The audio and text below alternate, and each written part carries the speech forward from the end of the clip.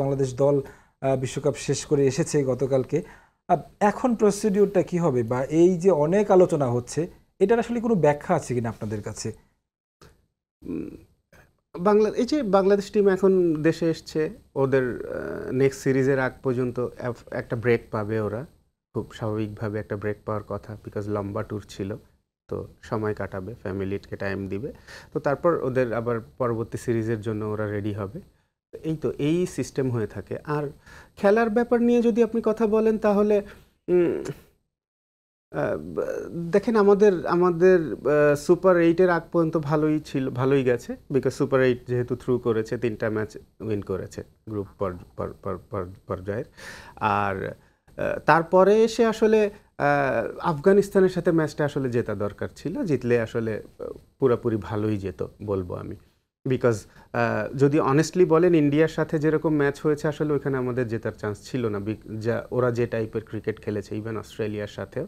But আফগানের সাথে আমরা জিতলে ভালো হতো, জেতার দরকার ছিল। নগদের কাছে সব গ্রাহকই প্রিয়, তাই তো সারা দেশে ক্যাশ আউট চার্জ সবচেয়ে কম।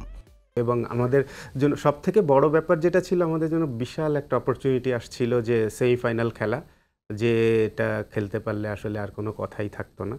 তো আনফর্চুনেটলি হয়নি। আমি শিওর যে এটা নিয়ে কেন হয়নি, কিভাবে হয়নি, তারা নিজেরাই চিন্তা করবে, এবং যেসব জায়গাতে প্রবলেম আছে সেগুলো আসলে তারা প্র্যাকটিস করবে, অথবা সেগুলো যেভাবে সম্ভব সেভাবে তারা আর কি সার্ভাইভ করবে।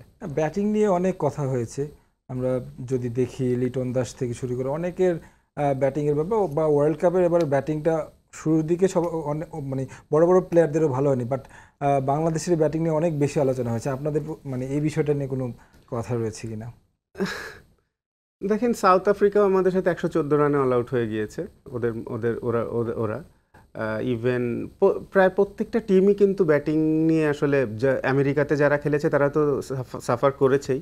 ইভেন ওয়েস্ট ইন্ডিজেরও বেশ কিছু প্রচুর ম্যাচ ছিল, যেসব ম্যাচে আসলে ব্যাটিং নিয়ে আমার কাছে মনে হয়েছে যেটা, যে বাংলাদেশ টিমের জন্য যেটা হয়েছে, একটা সময়ের পরে গিয়ে আর প্রেশারটা হ্যান্ডেল করতে পারেনি প্লেয়াররা, বিকজ উইকেটটাই এরকম ছিল শুরুতে, তো সেটা মেনে নেওয়া দরকার ছিল।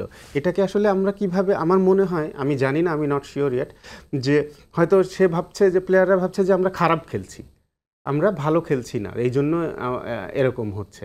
কিন্তু আসলে উইকেটটাই ওরকম ছিল। যারাই আমেরিকাতে খেলছে তাদেরই কিন্তু ওই ব্যাটিং ওরকম হয়েছে, 140-এর উপরে রান হয়নি, এবং প্রত্যেকটা টিমই পাওয়ার প্লেতে 4 উইকেট করে হারাইছে। তো ওই একই হয়েছে, কিন্তু ওই জিনিসটাই তারা মনে করেছে যে তারা, কিন্তু ওটা মেনে নেওয়া দরকার ছিল। নগদের কাছে সব গ্রাহকই প্রিয়, তাই তো সারা দেশে ক্যাশ আউট চার্জ সবচেয়ে কম। ছোট করে একটু জানতে চাই, লিটন, সৌম্য, সাকিব, মাহমুদুল্লাহ, এদেরকে নিয়ে অনেক বেশি আলোচনা হয়।